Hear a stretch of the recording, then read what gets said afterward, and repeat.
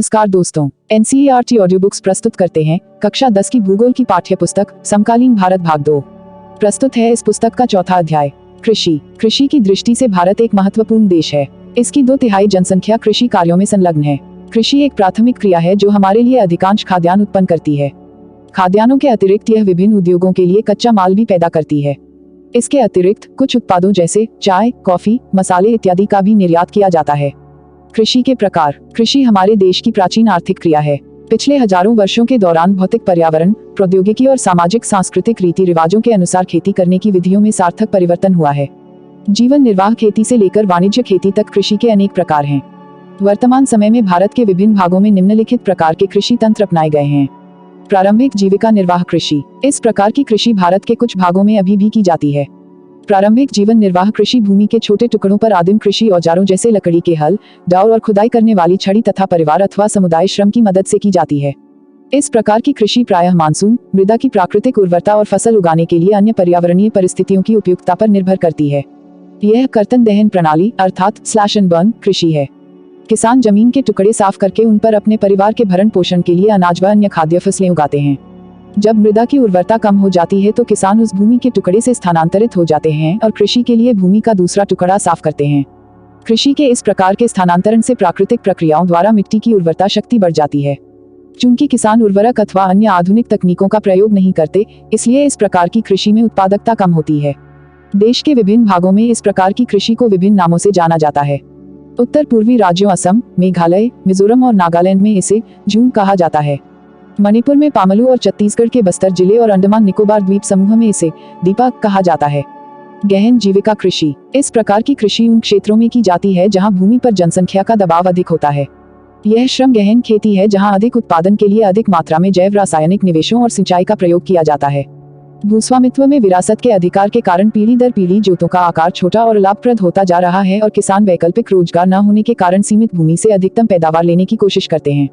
अतः कृषि भूमि पर बहुत अधिक दबाव है। वाणिज्यिक कृषि। इस प्रकार की कृषि के मुख्य लक्षण आधुनिक निवेशों जैसे अधिक पैदावार देने वाले बीजों, रासायनिक उर्वरकों और कीटनाशकों के प्रयोग से उच्च पैदावार प्राप्त करना है। कृषि के वाणिज्यीकरण का स्तर विभिन्न प्रदेशों में अलग अलग है। उदाहरण के लिए हरियाणा और पंजाब में चावल वाणिज्य की एक फसल है, परंतु उड़ीसा में यह एक जीविका फसल है। रोपण कृषि भी एक प्रकार की वाणिज्यिक खेती है। इस प्रकार की खेती में लंबे चौड़े क्षेत्र में एकल फसल बोई जाती है। रोपण कृषि उद्योग और कृषि के बीच एक अंतरापृष्ठ अर्थात इंटरफेस है। रोपण कृषि व्यापक क्षेत्र में की जाती है जो अत्यधिक पूंजी और श्रमिकों की सहायता से की जाती है। इससे प्राप्त सारा उत्पादन उद्योग में कच्चे माल के रूप में प्रयोग होता है। भारत में चाय, कॉफी, रबड़, गन्ना, केला इत्यादि महत्वपूर्ण रोपण फसलें हैं। असम और उत्तरी बंगाल में चाय, कर्नाटक में कॉफी वहाँ की मुख्य रोपण फसलें हैं। चूंकि रोपण कृषि में उत्पादन बिक्री के लिए होता है, इसलिए इसके विकास में परिवहन और संचार साधन से संबंधित उद्योग और बाजार महत्वपूर्ण योगदान देते हैं। शस्य प्रारूप। आपने भारत की भौतिक विविधताओं और संस्कृतियों की बहुलताओं के संबंध में अध्ययन किया है। ये देश में कृषि पद्धतियों और शस्य प्रारूपों में प्रतिबिंबित होता है। इसलिए देश में बोई जाने वाली फसलों में अनेक प्रकार के खाद्यान्न और रेशे वाली फसलें, सब्जियां, फल, मसाले इत्यादि शामिल हैं। भारत में 3 शस्य ऋतुएं हैं जो इस प्रकार हैं: रबी, खरीफ और जायद। रबी फसलों को शीत ऋतु में अक्टूबर से दिसंबर के मध्य बोया जाता है और ग्रीष्म ऋतु में अप्रैल से जून के मध्य काटा जाता है। गेहूं, जौ, मटर, चना और सरसों कुछ मुख्य रबी फसलें हैं। यद्यपि ये फसलें देश के विस्तृत भाग में बोई जाती हैं, उत्तर और उत्तरी पश्चिमी राज्य जैसे पंजाब, हरियाणा, हिमाचल प्रदेश, जम्मू कश्मीर, उत्तराखंड और उत्तर प्रदेश गेहूं और अन्य रबी फसलों के उत्पादन के लिए महत्वपूर्ण राज्य हैं। शीत ऋतु में शीतोष्ण पश्चिमी विक्षोभों से होने वाली वर्षा इन फसलों के अधिक उत्पादन में सहायक होती है। पंजाब, हरियाणा, पश्चिमी उत्तर प्रदेश और राजस्थान के कुछ भागों में हरित क्रांति की सफलता भी उपर्युक्त रबी फसलों की वृद्धि में एक महत्वपूर्ण कारक है। खरीफ फसलें देश के विभिन्न क्षेत्रों में मानसून के आगमन के साथ बोई जाती हैं और सितंबर-अक्टूबर में काट ली जाती हैं। इस ऋतु में बोई जाने वाली मुख्य फसलों में चावल, मक्का, ज्वार, बाजरा, तुर, अरहर, मूंग, उड़द, कपास, जूट, मूंगफली और सोयाबीन शामिल हैं। चावल की खेती मुख्य रूप से असम, पश्चिमी बंगाल, ओडिशा, आंध्र प्रदेश, तेलंगाना, तमिलनाडु, केरल और महाराष्ट्र विशेषकर कोंकण तटीय क्षेत्रों, उत्तर प्रदेश और बिहार में की जाती है। पिछले कुछ वर्षों में चावल पंजाब और हरियाणा में बोई जाने वाली महत्वपूर्ण फसल बन गई है। असम, पश्चिमी बंगाल और ओडिशा में धान की 3 फसलें औस, अमन और बोरो बोई जाती हैं। रबी और खरीफ फसल ऋतुओं के बीच ग्रीष्म ऋतु में बोई जाने वाली फसल को जायद कहा जाता है। जायद ऋतु में मुख्य तरबूज, खरबूजे, खीरे, सब्जियों और चारे की फसलों की खेती की जाती है। गन्ने की फसल को तैयार होने में लगभग 1 वर्ष लगता है। मुख्य फसलें। मिट्टी, जलवायु और कृषि पद्धति में अंतर के कारण देश के विभिन्न क्षेत्रों में अनेक प्रकार की खाद्य और अखाद्य फसलें उगाई जाती हैं। भारत में उगाई जाने वाली मुख्य फसलें चावल, गेहूं, मोटे अनाज, दालें, चाय, कॉफी, गन्ना, तिलहन, कपास और जूट इत्यादि हैं। चावल। भारत में अधिकांश लोगों का खाद्यान्न चावल है। हमारा देश चीन के बाद दूसरा सबसे बड़ा चावल उत्पादक देश है। यह एक खरीफ की फसल है जिसे उगाने के लिए उच्च तापमान जो 25 डिग्री सेल्सियस से ऊपर हो और अधिक आर्द्रता जहां 100 सेंटीमीटर से अधिक वर्षा होती है की आवश्यकता होती है। कम वर्षा वाले क्षेत्रों में इसे सिंचाई करके उगाया जाता है। चावल उत्तर और उत्तर पूर्वी मैदानों, तटीय क्षेत्रों और डेल्टाई प्रदेशों में उगाया जाता है। नहरों के जाल और नलकूपों की सघनता के कारण पंजाब, हरियाणा, पश्चिमी उत्तर प्रदेश और राजस्थान के कुछ कम वर्षा वाले क्षेत्रों में चावल की फसल उगाना संभव हो पाया है। गेहूं। गेहूं भारत की दूसरी सबसे महत्वपूर्ण खाद्यान्न फसल है, जो देश के उत्तर और उत्तर पश्चिमी भागों में पैदा की जाती है। रबी की फसल को उगाने के लिए शीत ऋतु और पकने के समय खिली धूप की आवश्यकता होती है। इसे उगाने के लिए समान रूप से वितरित 50 से 75 सेंटीमीटर वार्षिक वर्षा की आवश्यकता होती है। देश में गेहूं उगाने वाले दो मुख्य क्षेत्र हैं, उत्तर पश्चिम में गंगा सतलुज का मैदान और दक्कन का काली मिट्टी वाला प्रदेश। पंजाब, हरियाणा, उत्तर प्रदेश, मध्य प्रदेश, बिहार और राजस्थान के कुछ भाग गेहूं पैदा करने वाले मुख्य राज्य हैं। मोटे अनाज अर्थात मिलेट्स, ज्वार, बाजरा और रागी भारत में उगाए जाने वाले मुख्य मोटे अनाज हैं। यद्यपि इन्हें मोटा अनाज कहा जाता है, परंतु इनमें पोषक तत्वों की मात्रा अत्यधिक होती है। उदाहरणतया रागी में प्रचुर मात्रा में लोहा, कैल्शियम, सूक्ष्म पोषक और भूसी मिलती है। क्षेत्रफल और उत्पादन की दृष्टि से ज्वार देश की तीसरी महत्वपूर्ण खाद्यान्न फसल है। यह फसल वर्षा पर निर्भर होती है। अधिकतर आर्द्र क्षेत्रों में उगाए जाने के कारण इसके लिए सिंचाई की आवश्यकता नहीं होती है। इसके प्रमुख उत्पादक राज्य महाराष्ट्र, कर्नाटक, आंध्र प्रदेश और मध्य प्रदेश हैं। बाजरा। यह बलुआ और उथली काली मिट्टी पर उगाया जाता है। राजस्थान, उत्तर प्रदेश, महाराष्ट्र, गुजरात और हरियाणा इसके मुख्य उत्पादक राज्य हैं। रागी शुष्क प्रदेशों की फसल है और यह लाल, काली, बलुआ, दोमट और उथली काली मिट्टी पर अच्छी तरह उगाई जाती है। रागी के प्रमुख उत्पादक राज्य कर्नाटक, हिमाचल प्रदेश, उत्तराखंड, सिक्किम, झारखंड और अरुणाचल प्रदेश हैं। मक्का। यह एक ऐसी फसल है जो खाद्यान्न व चारा दोनों रूप में प्रयोग होती है। यह एक खरीफ फसल है जो 21 डिग्री सेल्सियस से 27 डिग्री सेल्सियस तापमान में और पुरानी जलोढ़ मिट्टी पर अच्छी प्रकार से उगाई जाती है। बिहार जैसे कुछ राज्यों में मक्का रबी की ऋतु में भी उगाई जाती है। आधुनिक प्रौद्योगिक निवेशों जैसे उच्च पैदावार देने वाले बीजों, उर्वरकों और सिंचाई के उपयोग से मक्का का उत्पादन बढ़ा है। कर्नाटक, मध्य प्रदेश, उत्तर प्रदेश, बिहार, आंध्र प्रदेश और तेलंगाना मक्का के मुख्य उत्पादक राज्य हैं। दालें। भारत विश्व में दालों का सबसे बड़ा उत्पादक तथा उपभोक्ता देश है। शाकाहारी खाने में दालें सबसे अधिक प्रोटीनदायक होती हैं। तुर अर्थात अरहर, उड़द, मूंग, मसूर, मटर और चना भारत की मुख्य दलहनी फसलें हैं। क्या आप बता सकते हैं कि इनमें से कौन सी दालें खरीफ में और कौन सी दालें रबी में उगाई जाती हैं? दालों को कम नमी की आवश्यकता होती है और इन्हें शुष्क परिस्थितियों में भी उगाया जा सकता है। फलीदार फसलें होने के नाते अरहर को छोड़कर अन्य सभी दालें वायु से नाइट्रोजन लेकर भूमि की उर्वरता को बनाए रखती हैं। अतः इन फसलों को आमतौर पर अन्य फसलों के आवर्तन अर्थात रोटेटिंग में बोया जाता है। भारत में मध्य प्रदेश, राजस्थान, महाराष्ट्र, उत्तर प्रदेश और कर्नाटक दाल के मुख्य उत्पादक राज्य हैं। खाद्यान्नों के अलावा अन्य खाद्य फसलें। गन्ना। गन्ना एक उष्ण और उपोष्ण कटिबंधीय फसल है। यह फसल 21 डिग्री सेल्सियस से 27 डिग्री सेल्सियस तापमान और 75 सेंटीमीटर से 100 सेंटीमीटर वार्षिक वर्षा वाली उष्ण और आर्द्र जलवायु में बोई जाती है। कम वर्षा वाले प्रदेशों में सिंचाई की आवश्यकता होती है। इसे अनेक मिट्टियों में उगाया जा सकता है तथा इसके लिए बुआई से लेकर कटाई तक काफी शारीरिक श्रम की आवश्यकता होती है। ब्राजील के बाद भारत गन्ने का दूसरा सबसे बड़ा उत्पादक देश है। यह चीनी, गुड़, खांडसारी और शीरा बनाने के काम आता है। उत्तर प्रदेश, महाराष्ट्र, कर्नाटक, तमिलनाडु, आंध्र प्रदेश, तेलंगाना, बिहार, पंजाब और हरियाणा गन्ना के मुख्य उत्पादक राज्य हैं। तिलहन। 2017 में भारत विश्व में चीन के बाद दूसरा बड़ा तिलहन उत्पादक देश था। सन 2017 में तुरिया के उत्पादन में भारत का विश्व में कनाडा और चीन के बाद तीसरा स्थान था। देश में कुल बोए गए क्षेत्र के 12% भाग पर कई तिलहन की फसलें उगाई जाती हैं। मूंगफली, सरसों, नारियल, तिल, सोयाबीन, अरंडी, बिनौला, अलसी और सूरजमुखी भारत में उगाई जाने वाली मुख्य तिलहन फसलें हैं।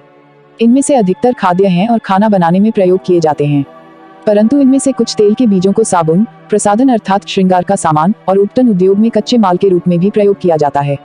मूंगफली खरीफ की फसल है तथा देश में मुख्य तिलहनों के कुल उत्पादन का आधा भाग इसी फसल से प्राप्त होता है। गुजरात मूंगफली का प्रमुख उत्पादक राज्य है। इसके अतिरिक्त राजस्थान और आंध्र प्रदेश मूंगफली के अन्य मुख्य उत्पादक राज्य हैं। 2016-17 अलसी और सरसों रबी की फसलें हैं। तिल उत्तरी भारत में खरीफ की फसल है और दक्षिणी भारत में रबी की। अरंडी खरीफ और रबी दोनों ही फसल ऋतुओं में बोया जाता है। चाय। चाय की खेती रोपण कृषि का एक उदाहरण है। यह एक महत्वपूर्ण पेय पदार्थ की फसल है जिसे शुरुआत में अंग्रेज भारत में लाए थे। आज अधिकतर चाय बागानों के मालिक भारतीय हैं। चाय का पौधा उष्ण और उपोष्ण कटिबंधीय जलवायु, ह्यूमस और जीवांश युक्त गहरी मिट्टी तथा सुगम जल निकास वाले ढलवां क्षेत्रों में भली भांति उगाया जाता है। चाय की झाड़ियों को उगाने के लिए वर्ष भर उष्ण, नम और पाला रहित जलवायु की आवश्यकता होती है। वर्ष भर समान रूप से होने वाली वर्षा की बौछारें इसकी कोमल पत्तियों के विकास में सहायक होती हैं। चाय एक श्रम सघन उद्योग है। इसके लिए प्रचुर मात्रा में सस्ता और कुशल श्रम चाहिए। इसकी ताजगी बनाए रखने के लिए चाय की पत्तियां बागान में ही संसाधित की जाती हैं। चाय के मुख्य उत्पादक क्षेत्रों में असम, पश्चिमी बंगाल में दार्जिलिंग और जलपाईगुड़ी जिलों की पहाड़ियां, तमिलनाडु और केरल हैं। इनके अलावा हिमाचल प्रदेश, उत्तराखंड, मेघालय, आंध्र प्रदेश और त्रिपुरा आदि राज्यों में भी चाय उगाई जाती है। सन 2017 में भारत विश्व में चीन के बाद दूसरा बड़ा चाय उत्पादक देश था। कॉफी। भारतीय कॉफी अपनी गुणवत्ता के लिए विश्व विख्यात है। हमारे देश में अरेबिका किस्म की कॉफी पैदा की जाती है जो आरंभ में यमन से लाई गई थी। इस किस्म की कॉफी की विश्व भर में अधिक मांग है। इसकी कृषि की शुरुआत बाबा बूदन पहाड़ियों से हुई और आज भी इसकी खेती नीलगिरी की पहाड़ियों के आसपास कर्नाटक, केरल और तमिलनाडु में की जाती है। बागवानी फसलें। सन 2017 में भारत का विश्व में फलों और सब्जियों के उत्पादन में चीन के बाद दूसरा स्थान था। भारत उष्ण और शीतोष्ण कटिबंधीय दोनों ही प्रकार के फलों का उत्पादक है। भारतीय फलों जिनमें महाराष्ट्र, आंध्र प्रदेश, तेलंगाना, उत्तर प्रदेश और पश्चिमी बंगाल के आम, नागपुर और चेरापूंजी, मेघालय के संतरे, केरल, मिजोरम, महाराष्ट्र और तमिलनाडु के केले, उत्तर प्रदेश और बिहार की लीची, मेघालय के अनानास, आंध्र प्रदेश, तेलंगाना और महाराष्ट्र के अंगूर तथा हिमाचल प्रदेश और जम्मू व कश्मीर के सेब, नाशपाती, खुबानी और अखरोट की विश्व भर में बहुत मांग है। भारत का मटर, फूलगोभी, प्याज, बंद गोभी, टमाटर, बैंगन और आलू उत्पादन में प्रमुख स्थान है। अखाद्य फसलें। रबड़। रबड़ भूमध्य रेखीय क्षेत्र की फसल है परंतु विशेष परिस्थितियों में उष्ण और उपोष्ण क्षेत्रों में भी उगाई जाती है। इसको 200 सेंटीमीटर से अधिक वर्षा और 25 डिग्री सेल्सियस से अधिक तापमान वाली नम और आर्द्र जलवायु की आवश्यकता होती है। रबड़ एक महत्वपूर्ण कच्चा माल है जो उद्योगों में प्रयुक्त होता है। इसे मुख्य रूप से केरल, तमिलनाडु, कर्नाटक, अंडमान निकोबार द्वीप समूह और मेघालय में गारो पहाड़ियों में उगाया जाता है। रेशेदार फसलें। कपास, जूट, सन और प्राकृतिक रेशम। भारत में उगाई जाने वाली 4 मुख्य रेशेदार फसलें हैं। इनमें से पहली 3 मिट्टी में फसल उगाने से प्राप्त होती हैं और चौथा रेशम के कीड़े के कोकून से प्राप्त होता है जो मलबरी पेड़ की हरी पत्तियों पर पलता है। रेशम उत्पादन के लिए रेशम के कीड़ों का पालन रेशम उत्पादन अर्थात सेरिकल्चर कहलाता है। कपास। भारत को कपास के पौधे का मूल स्थान माना जाता है। सूती कपड़ा उद्योग में कपास एक मुख्य कच्चा माल है। कपास उत्पादन में भारत का विश्व में चीन के बाद दूसरा स्थान है। 2017। दक्कन पठार के शुष्कतर भागों में काली मिट्टी कपास उत्पादन के लिए उपयुक्त मानी जाती है। इस फसल को उगाने के लिए उच्च तापमान, हल्की वर्षा या सिंचाई, 210 पाला रहित दिन और खिली धूप की आवश्यकता होती है। यह खरीफ की फसल है और इसे पककर तैयार होने में 6 से 8 महीने लगते हैं। महाराष्ट्र, गुजरात, मध्य प्रदेश, कर्नाटक, आंध्र प्रदेश, तेलंगाना, तमिलनाडु, पंजाब, हरियाणा और उत्तर प्रदेश कपास के मुख्य उत्पादक राज्य हैं। जूट। जूट को सुनहरा रेशा कहा जाता है। जूट की फसल बाढ़ के मैदानों में जल निकास वाली उर्वरक मिट्टी में उगाई जाती है जहां हर वर्ष बाढ़ से आई नई मिट्टी जमा होती रहती है। इसके बढ़ने के समय उच्च तापमान की आवश्यकता होती है। पश्चिम बंगाल, बिहार, असम और उड़ीसा तथा मेघालय जूट के मुख्य उत्पादक राज्य हैं। इसका प्रयोग बोरियां, चटाई, रस्सी, तंतु व धागे, गलीचे और दूसरी दस्तकारी की वस्तुएं बनाने में किया जाता है। इसकी उच्च लागत के कारण और कृत्रिम रेशों और पैकिंग सामग्री, विशेषकर नायलॉन की कीमत कम होने के कारण बाजार में इसकी मांग कम हो रही है। प्रौद्योगिकीय और संस्थागत सुधार। जैसा कि पहले बताया गया है कि भारत में कृषि हजारों वर्षों से की जा रही है, परंतु प्रौद्योगिकी और संस्थागत परिवर्तन के अभाव में लगातार भूमि संसाधन के प्रयोग से कृषि का विकास अवरुद्ध हो जाता है तथा इसकी गति मंद हो जाती है। सिंचाई के साधनों का विकास होने के उपरांत भी देश के एक बहुत बड़े भाग में अभी भी किसान खेती बाड़ी के लिए मानसून और भूमि की प्राकृतिक उर्वरता पर निर्भर हैं। बढ़ती हुई जनसंख्या के लिए यह एक महत्वपूर्ण चुनौती है। 60% से भी अधिक लोगों को आजीविका प्रदान करने वाली कृषि में कुछ गंभीर तकनीकी एवं संस्थागत सुधार लाने की आवश्यकता है। स्वतंत्रता के पश्चात देश में संस्थागत सुधार करने के लिए जोतों की चकबंदी, सहकारिता तथा जमींदारी आदि समाप्त करने को प्राथमिकता दी गई। प्रथम पंचवर्षीय योजना में भूमि सुधार मुख्य लक्ष्य था। भूमि पर पुश्तैनी अधिकार के कारण यह टुकड़ों में बढ़ती जा रही थी जिसकी चकबंदी करना अनिवार्य था। भूमि सुधार के कानून तो बने परंतु इनके लागू करने में ढील की गई।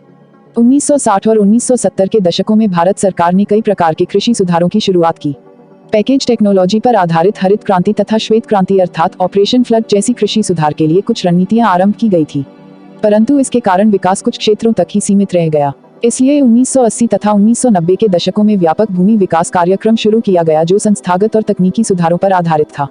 इस दिशा में उठाए गए कुछ महत्वपूर्ण कदमों में सूखा, बाढ़, चक्रवात, आग तथा बीमारी के लिए फसल बीमा के प्रावधान और किसानों को कम दर पर ऋण सुविधाएं प्रदान करने के लिए ग्रामीण बैंकों, सहकारी समितियों और बैंकों की स्थापना सम्मिलित थे। किसानों के लाभ के लिए भारत सरकार ने किसान क्रेडिट कार्ड और व्यक्तिगत दुर्घटना बीमा योजना PAAS भी शुरू की है।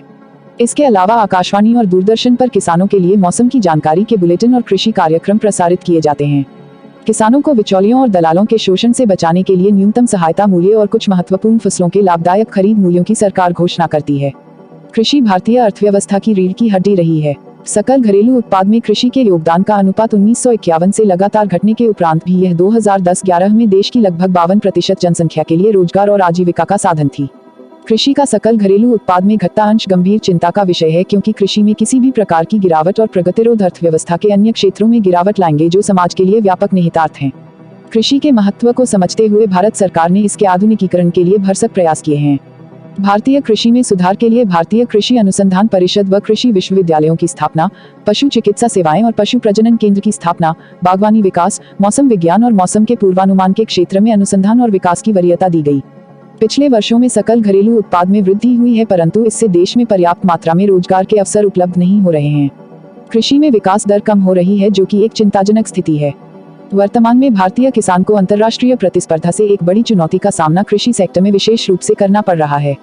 रासायनिक उर्वरकों पर सहायकी कम करने से उत्पादन लागत बढ़ रही है। इसके अतिरिक्त कृषि उत्पादों पर आयात कर घटाने से भी देश में कृषि पर हानिकारक प्रभाव पड़ा है। किसान कृषि में पूंजी निवेश कम कर रहे हैं, जिसके कारण कृषि में रोजगार घट रहे हैं। वैश्वीकरण का कृषि पर प्रभाव। वैश्वीकरण कोई नई घटना नहीं है। उपनिवेश काल में भी यही स्थिति मौजूद थी। 19वीं शताब्दी में जब यूरोपीय व्यापारी भारत आए तो उस समय भी भारतीय मसाले विश्व के विभिन्न देशों में निर्यात किए जाते थे और दक्षिण भारत में किसानों को इन फसलों को उगाने के लिए प्रोत्साहित किया जाता था। आज भी गर्म मसाले भारत से निर्यात किए जाने वाली मुख्य वस्तुओं में शामिल हैं।